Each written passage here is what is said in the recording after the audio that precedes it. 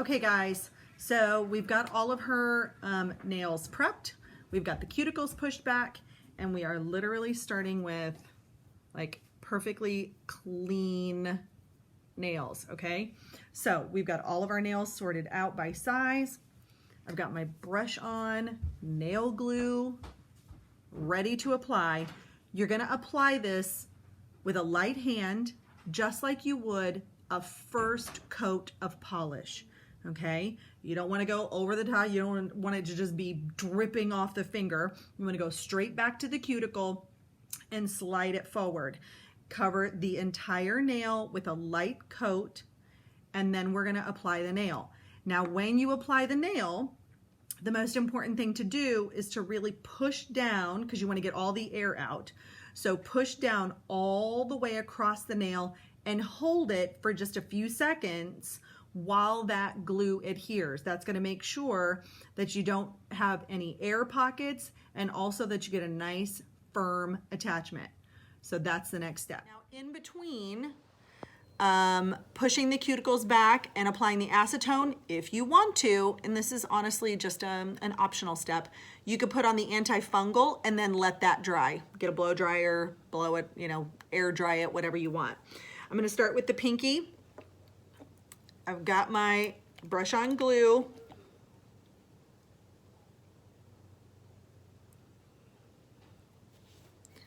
And we're gonna do a light layer. You can always add more, but it's hard to take some away.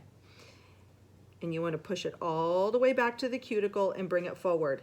And then slide it just like you would that first coat of nail polish. Bring it all the way to the edge. Then grab your nail, slide it on all the way to the back, and then you're going to push and hold. Make sure you don't get your finger on the glue, because you don't want to leave a fingerprint mark on the top of the nail. You do that, you're probably going to have to start over. So once you hold it for a few minutes and you really push it down, you want to make sure you work all of that off. Now, if you do get a little bit of glue on there, then you take a very light Q-tip and you can just remove it with a little bit of acetone, okay? And there's number one.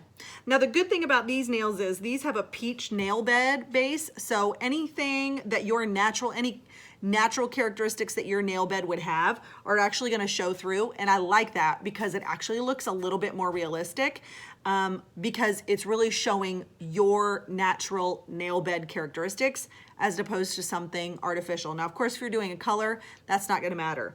So we'll go on and we'll move to the next one. I'll get my little brush, but do you see why I like the brush so much better? Because you just have way more control than you would. And the good thing about this is, so my mom asked about, them popping off. Well, the good thing is a lot of us aren't really going anywhere right now. So if it did happen to pop off while you're at home, it's a temporary solution. These aren't forever nails. So you just get your brush on glue, you buff it with your nail file, you dry it off, you put the nail glue back on, and you're in business. All right, here's number two. And I've really figured out that the pressure and holding it for a minute is really what helps, because then you can go back and you can straighten it up. Now, remember, the secret to these, I really feel like looking realistic, is trimming them and shaping them after they're dry. See, they're looking pretty good. All right, I'm gonna go and finish all of these, and then we'll go back and we'll check out cutting them and shaping them. All right, guys, so all of the nails are applied. Now, of course, these are long. You can get when you pick them up at the dollar store or the drugstore, they will actually tell you on the package if they are long, or like the ones that I am using right now, say real short. So you can pick short, long, whatever. These are too long for her how she wants them.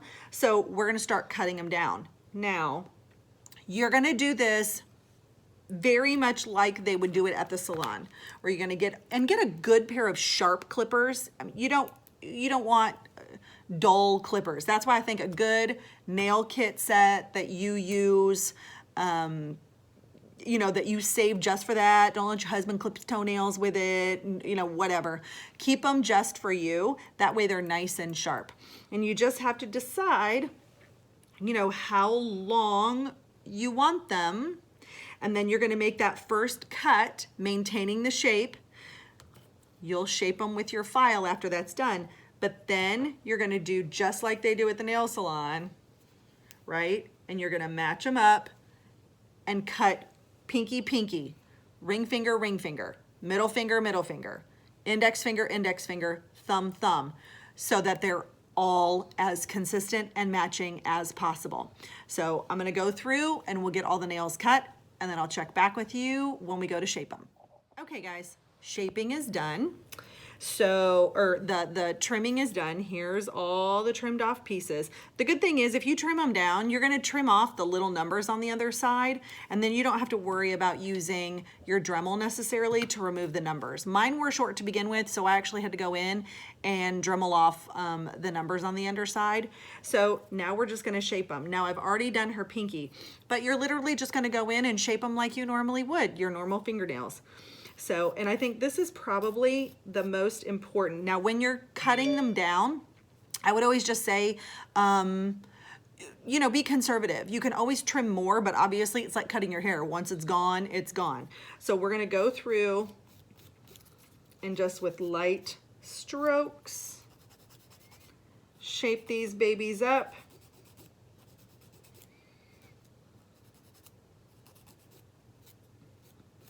And get rid of any of the rough edges. Now I will use the Dremel after I'm done kind of shaping them up to go on the underside and get any of that loose nail that may be underneath there. So I'll go ahead and shape all these up and then we'll Dremel in just a minute. Okay guys, so all of the shaping has been done, all the cutting has been done. So the last thing I'm gonna do is I'm gonna take my Dremel with my sharp tip. I'm gonna turn them over, and then any little hanging edges, any little parts of the plastic nail, you're just gonna Dremel that off.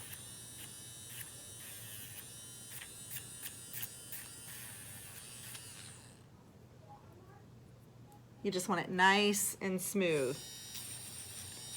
So again, similar to what they would do at the nail salon.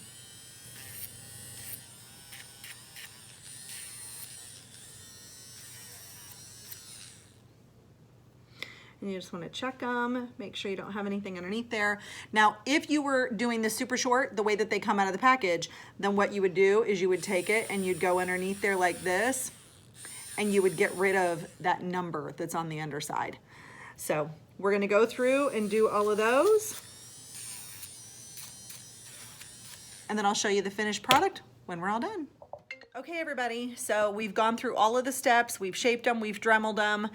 We have the final product, and here it is. From no nails to beautiful French tip nails.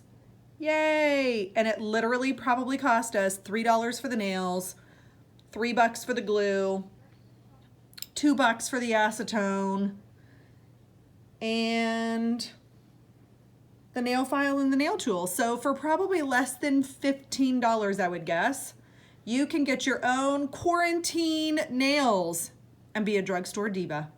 And it'll get us through until our favorite nail places open back up. I'm gonna go ahead and post this on YouTube, and I'll post it on my JTV page with the feed. And then if you have any questions, we'll go ahead and answer them there. Talk to you guys later. Bye-bye.